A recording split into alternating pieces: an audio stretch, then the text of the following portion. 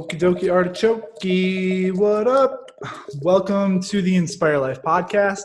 My name is Michael. I am your producer and co-host, and today we're going to talk about what it takes to do the things that you don't want to do so that you can embody what it is you want to be, or realistically just comes down to accomplishing your vision, accomplishing your goals, and recognizing that there are times in that journey where you're going to have to do some shit that you really don't want to do. Okay. I mean, as always, I speak from my experience, right? If you've listened to the podcast, you know my story. I went from being the epitome of unhealthy is what I call it. That's what I refer to it as, because mentally, spiritually, physically, emotionally, I was completely lost. There was no congruence. And I didn't really have any vigor or any sort of desire for life. I had no future outlook. And then when things flipped, I started living a healthier lifestyle, right? This is 2012. So I went from fast food addiction, eating McDonald's, Wendy's, Burger King, Arby's, like every day. And I made this switch to eating like vegetables every single day and riding my bike everywhere, right? And what happened for me maybe isn't the norm, but I think there's pieces of it that you can take away to help you accomplish whatever it is that you want to do. So I'm going to give you five things that helped me in my journey that I hope will help you in yours as well when it comes to doing some stuff that you probably don't really want to do. Okay, so the first thing that I did was I created a vision, right? I mentally, and I even wrote it down. I was like, okay, one day, now I'm 375 pounds at this point, and I said, okay, one day I want to get down to 220 pounds.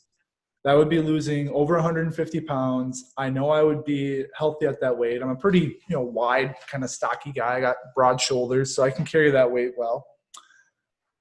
And I not only envisioned what my body would look like, I envisioned what I would feel like. So I would feel great after going up 3 flights of stairs. I wouldn't be winded. I would wake up with energy. I would be able to, get all my tasks done. I would get all my schoolwork done and be able to still go and have energy to be with friends. I would have a good circadian rhythm. I would, wake up at a decent time. These are all things that I have notebooks. Like I wrote them in the back of my academic notebooks back in undergrad, but things that I just started writing down and decided that I wanted to accomplish these goals. And I created a vision without even really knowing it, right? Creating a wellness vision, as I call it, or just a vision for your health and your state of being is so important, because there will be things along the way, along the path to getting to that vision that will throw you off, right? I mean, for me, coming from fast food addiction and food addiction in general, every time I would drive by a Burger King or a Taco Bell in 2012, I wouldn't say it was a trigger, but it was like, I have a choice right now. Like I'm hungry. I just worked a 8-hour shift. I can go there and fall into this pattern that got me to where I'm at right now, or right through my research and knowing innately what I need to do to get my health back, I can choose something else. And don't get me wrong, I love Crunchwrap Supremes. I mean, I love a double stack from Wendy's, spicy chicken sandwich, spicy chicken crisp from Burger King. Like I was obsessed with these things. Like I was telling my girlfriend actually last night, I would go to like a couple different restaurants and get like 2 or 3 things off of each dollar menu. There was a lot of shame and guilt in that, because I didn't want people to know that I was just binging. But to be able to just like turn that off and then go home and eat carrots, peas, and eggs, even when I'm like, I didn't even have any seasonings at my house. I'm just like eating this. I'm like, this doesn't really taste that good, but it makes me feel better, so I'm going to keep doing it. That all comes back to the vision and knowing that eating those peas and carrots and eggs and chicken breasts and all that stuff is what was going to bring me to what I wanted to be. And obviously it's evolved since then, but you got to start somewhere. Next, goals. Got my notes here. Setting goals is so important for so many reasons. One, goal psychology. So Dr. Mel and I set goals in the office on what we want to accomplish. I set goals with myself on what I want to accomplish, and I reward myself. So one of the biggest things that I knew I had to do first was start losing some weight. And once I got to 300, that like my first goal was, okay, I'm 375 pounds. I'm like, all right, to get to 225, I need to pass the 300 point first. And I haven't been below 300 since high school. So that's my first goal. And just make that goal the thing that you're so much like you want so bad that nothing's going to stop you from accomplishing it. Now, back then, I didn't understand fully goal psychology and the idea of rewarding yourself, right? So when we have a goal that's substantial, you know, it's not like a tiny little, like my goal is to wake up when my alarm and not press snooze. Like, okay, that's a good one. You can reward yourself maybe with a Starbucks or fuck Starbucks, with like a nice craft coffee per se. Having a reward linked to your goals is going to make you that much more willing to make sacrifices to accomplish that goal, right? Like for me, I got my Birkenstock shoes that I love to wear, and I make goals around new shoes all the time because like you wouldn't think it maybe if you saw my style, but I actually do appreciate having a variety of shoes and nice shoes. And I just create goals around new shoes because like that's something that I value, is having nice shoes that look good, that fit well. That's a whole different story, talking about shoes that fit well. Creating a goal that is something that you actually truly desire, and that's going to anchor in the neurology of, okay, I can persist and accomplish this. I reward myself. What's next, right? It's setting up yourself for a dopamine feedback loop and actually going through a lot of work to get that dopamine hit. Does that make sense? So again, I'm going as linear as I can. If you've listened before, linear ain't my thing. Number 3, support. There's a lot of different forms of support out there.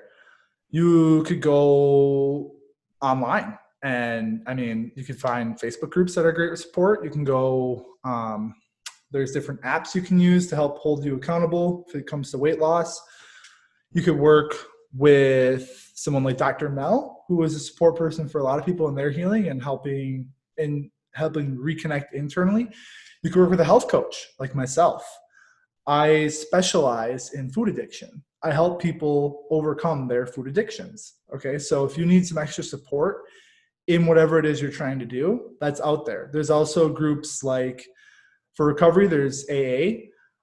There's tons of groups out there. And I know we're in the midst of the COVID era per se.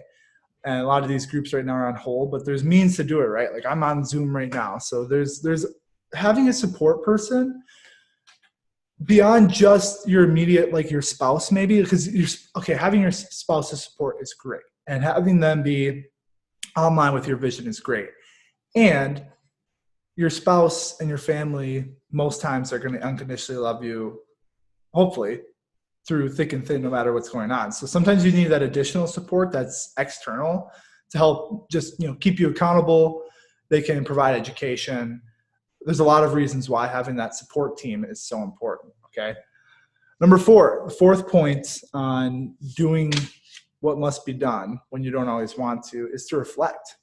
So back to my story, when I started kind of journaling and taking notes on my life per se, recognizing that, okay, I've eaten eggs and broccoli for dinner the last 4 or 5 nights.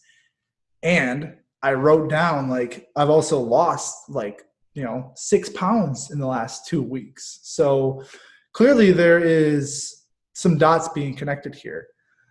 So often, and I see it with my clients too, we forget to reflect on the things that are, we reflect often on things that aren't working, that we want to change, right? That's kind of what our culture and our society has created. It's like, let's recognize the things that kind of suck or that we don't like, and let's try and just get rid of those. I've used this metaphor before, but we're not planting our garden. We're just trying to pull weeds. We need to continue to plant and take care of the things that are serving us, that are doing well for us. So taking the time to physically reflect, to write down, okay, this is what I had this day. This is what worked. This is my experience. This is my energy level. This is how I felt. This is the emotions I can, if you can just, the further you can reflect and the more detailed and in-depth that you get, the better, because that way you can pinpoint even more what are the things that are working, what are the things I need to continue to change. And it's all a cycle. Number 5 is repeat, right? Come back to your vision. Come back to your goals. Recognize if a goal isn't serving you. and change it. Recognize if there's a part of your vision that isn't serving you that needs to change. Go ahead and change it. Okay. Lean into your support team, lean into the people who are supporting you, and reflect on what's working, reflect on what's not working, what you want to upgrade. It's all a cycle. And, you know, there was times I went through a lot of phases in my journey. I went through a phase where I had like a green smoothie every day. It's like drinkable kale. And I didn't necessarily always want it, but I knew I was continuing to see results by doing it. And that's what it comes down to. Have that vision, have those goals so top of mind, have them be such a driving force in your life that you're willing to, you know, make sacrifices in the present moment. And I would even say make sacrifices. Make decisions in the present moment that maybe aren't going to give you that immediate dopamine hit, but in the future, it's going to set you up for way more success, right? Your thoughts about what you're doing and where you're at are so important. Keep that vision in mind and just understand that, yes, it is hard. Yes, it takes time. It's a process. Nothing truly chiropractic principle number 6, nothing truly beneficial happens without the benefit of time. So keeping that vision in mind, keeping those goals in check, checking in with your support team, finding the right type of support. Maybe you need a psychotherapist, right? Like if you need anyone, let Dr. Mel and I know. We have connections, professional connections all over the Twin Cities in many different fields, from hypnosis to psychotherapy, other chiropractors, physical therapists, health coaches like myself. Find that support person or that support team, reflect on it, and repeat that, and keep going, right? That's kind of the underlying thing, is to never stop. Use that persistence, use that willpower, and you can accomplish it. If you can put your mind to it, if you can create a vision of it, you can make it a reality. That's all I got for today. Thanks for tuning in, and until next time, keep inspiring. Thank you. Hey there, did you find value in today's episode? We sure hope so, and make sure you like, comment, and subscribe. Also, hop on over to Facebook and join the Inspired Living community. There, Dr. Mel and I share health and wellness tips to help you live your most inspired and thriving life. And as always, keep inspiring.